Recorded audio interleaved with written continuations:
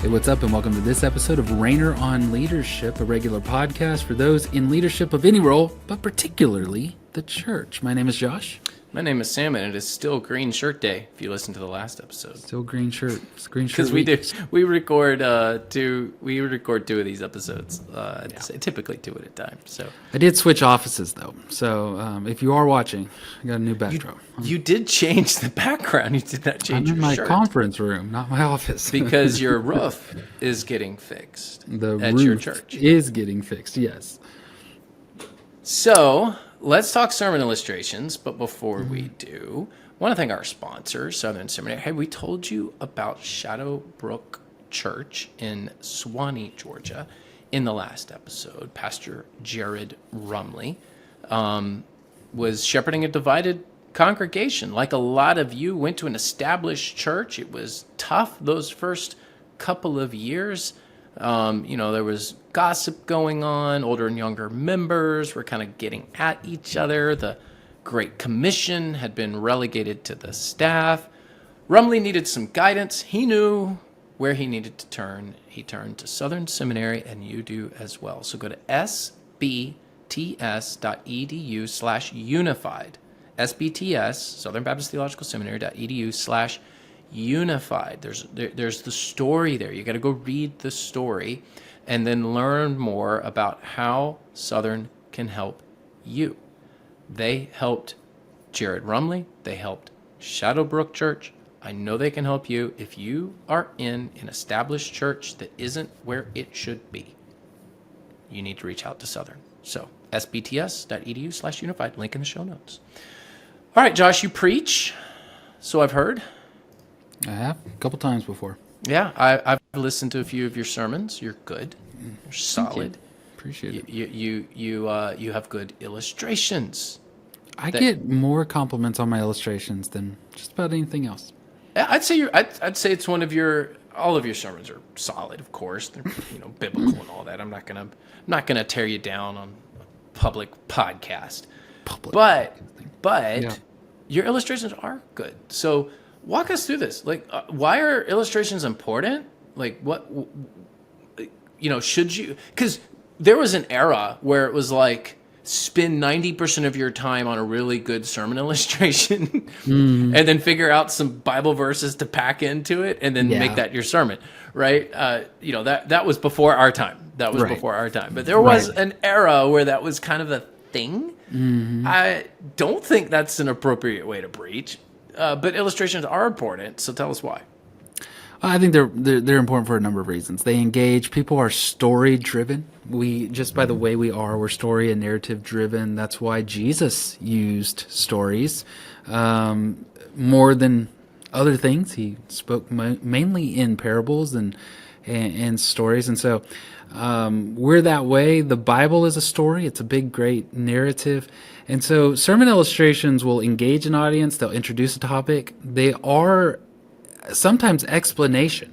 And so sometimes we think that explanation needs to dive into the Greek words or some commentary quoting, and those are helpful and they should be there in place. But stories illustrate just as much as anything illustrates. If you think back to being raised by your parents, very often the lessons that you learned were stories that your parents told you. Not just saying, don't do this. They'll say, don't do this because that's how I lost my finger.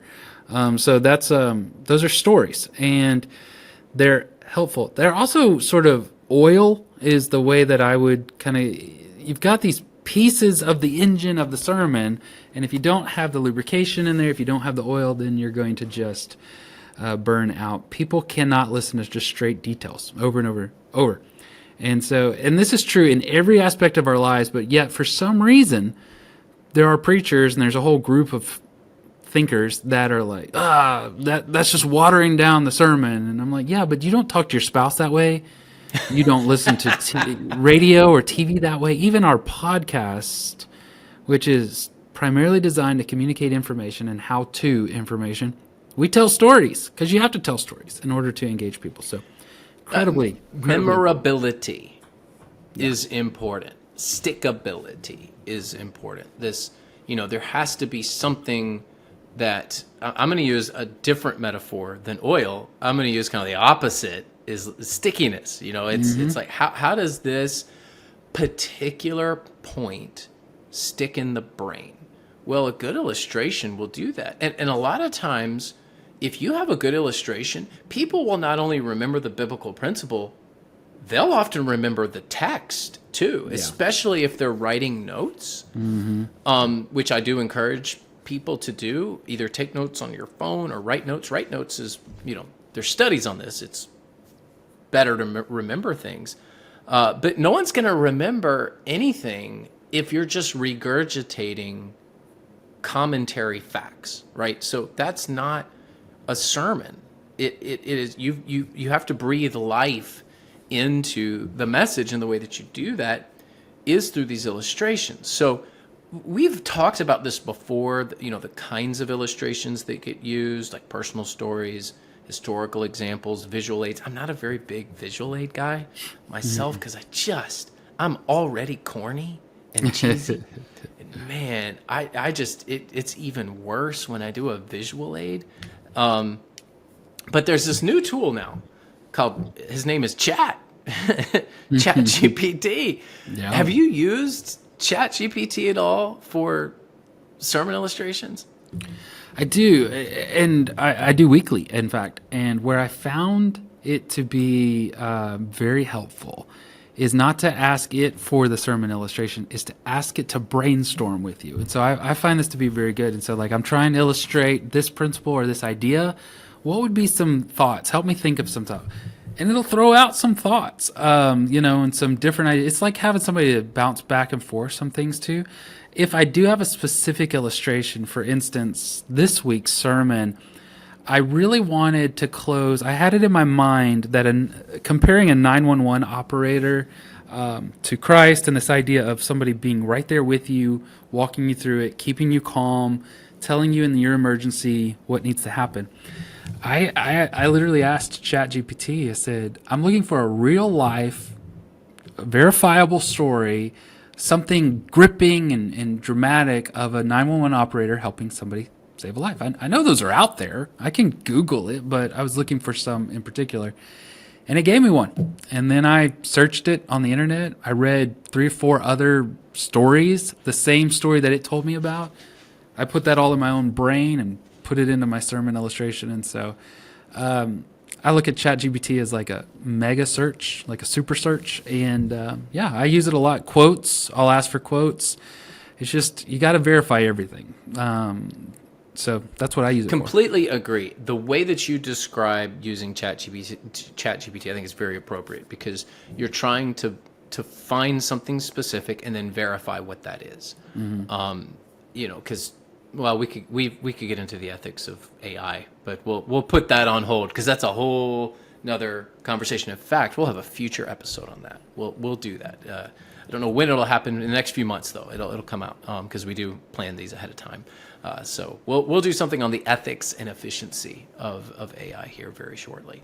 But let's talk about illustrations. I do more personal stories. Yeah, the kinds of illustrations. I do more personal stories than anything else because it's most natural to me. And I think that's a key point here is what's natural to you. When you're writing, what do you just feel? What comes out of you?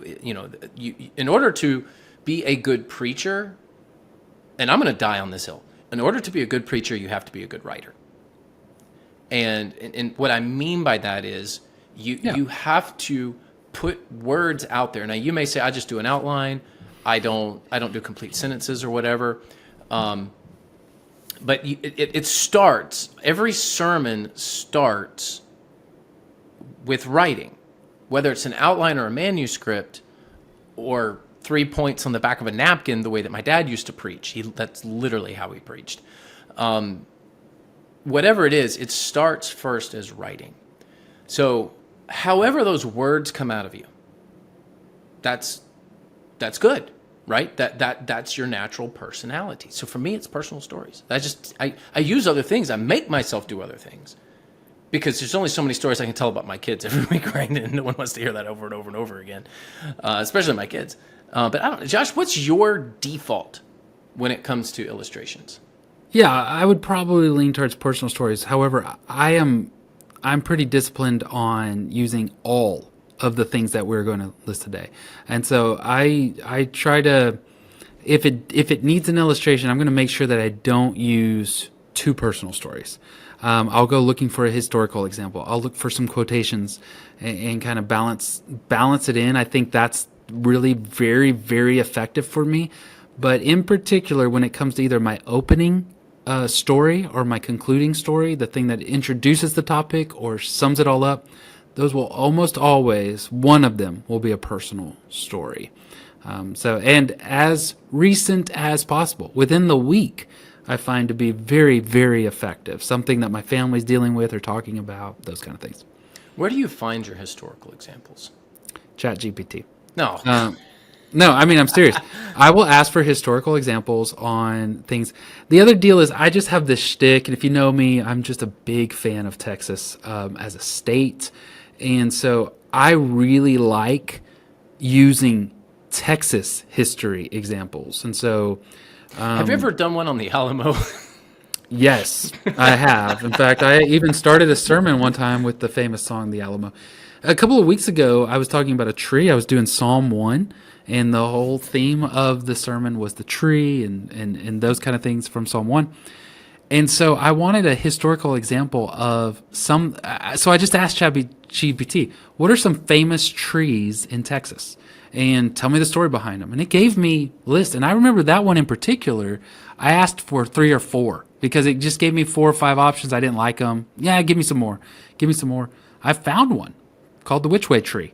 And I used it. It became a big deal. We talk about it here at the church. But the Which Way tree helped a lot. And it was Sam Houston, and it was in Texas. And so it very much visualized this point at which Sam Houston had to make a decision. Go to a city we call Nacogdoches, or go to Houston and fight San Jacinto. He ended up going to San Jacinto.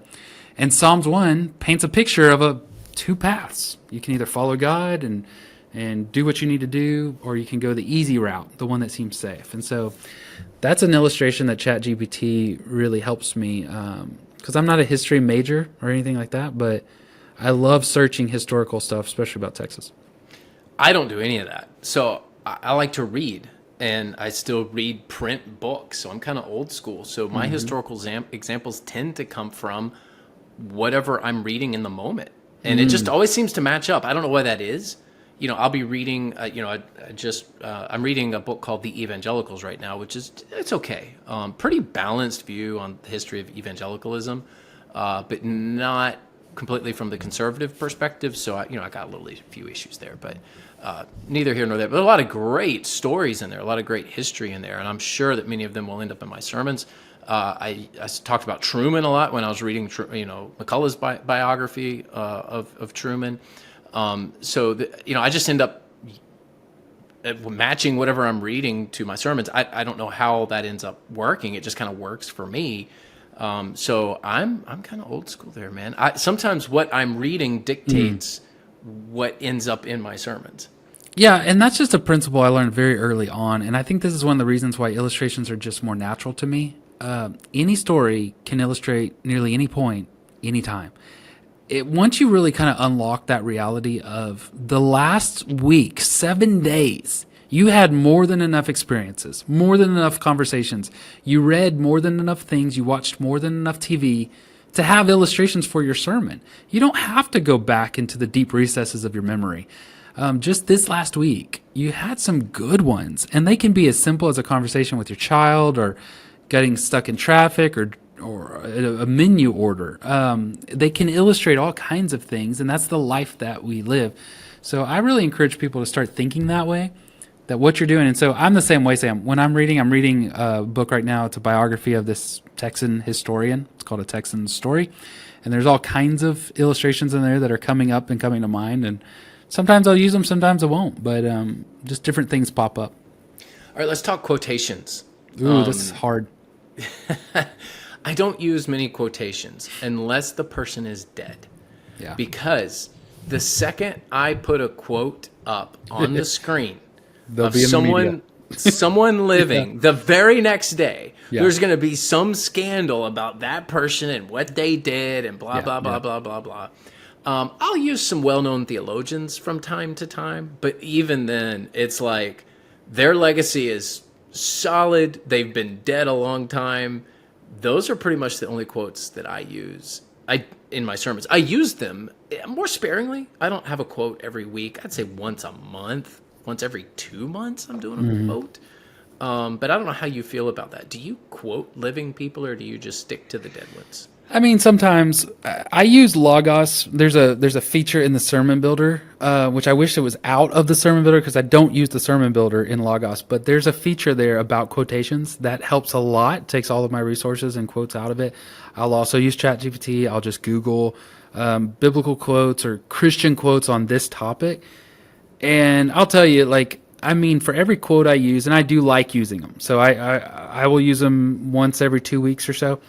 I will, for everyone, it's no joke that I probably read 20 quotes before I find one that I like, oh yeah, I like that. But I want to encourage you, just like I want to verify stories that I find out, you got to verify these quotes. And so make sure that you're some sort of reputable deal, that you can verify where it is. I like to also go and read the context of what that person was saying. Even if they're dead, there's times where you read a quote and you're like, wait a second, that's not what they were talking about. And you go back and you look like a fool to the people who know what that topic is talking about. The other thing that I like to do is sometimes you'll find a quote and you're like, man, that is dead on. I love that. And then you go read, who is this person? And who is Sam Rainer?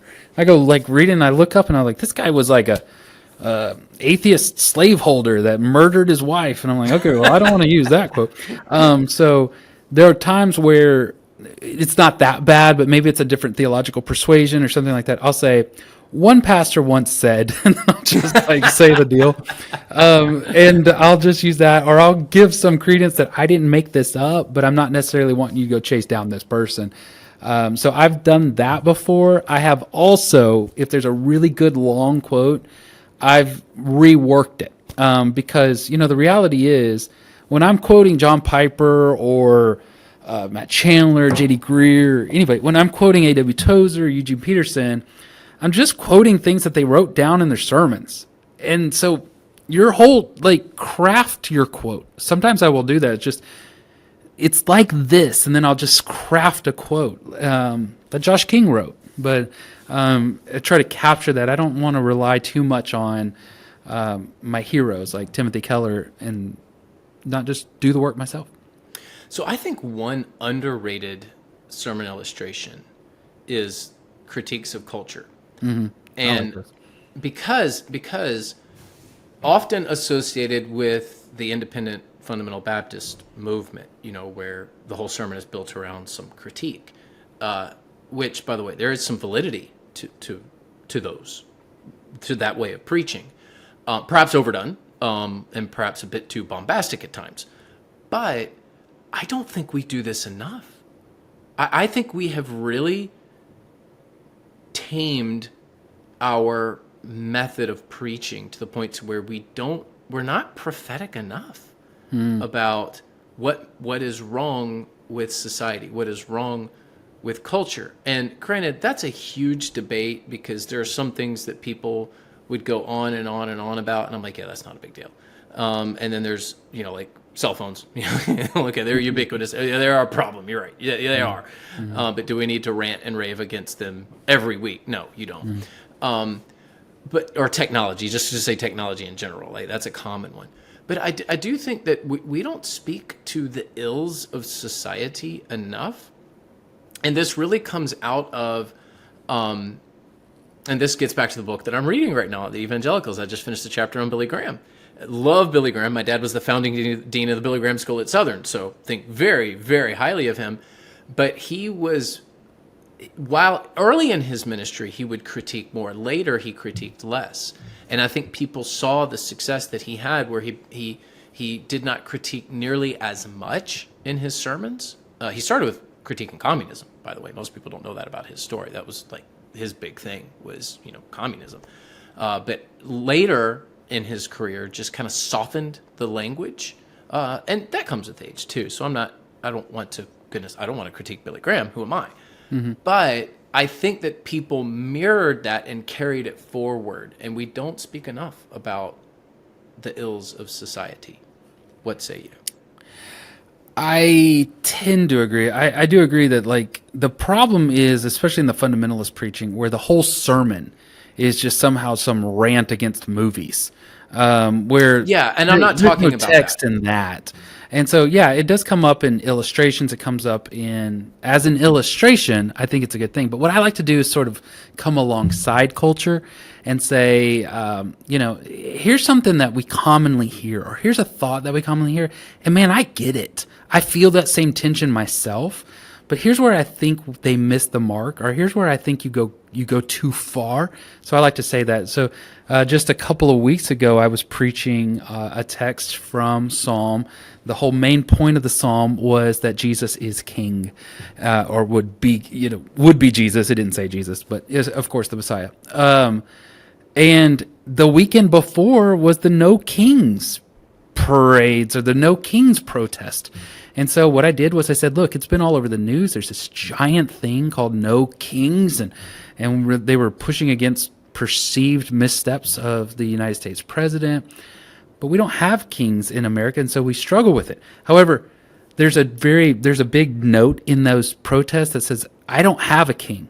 There is no authority over me. And to some degree, I agree, but really the reality is you do have a king. And this psalm right here is going to teach us more about having a king. And so I used a cultural moment.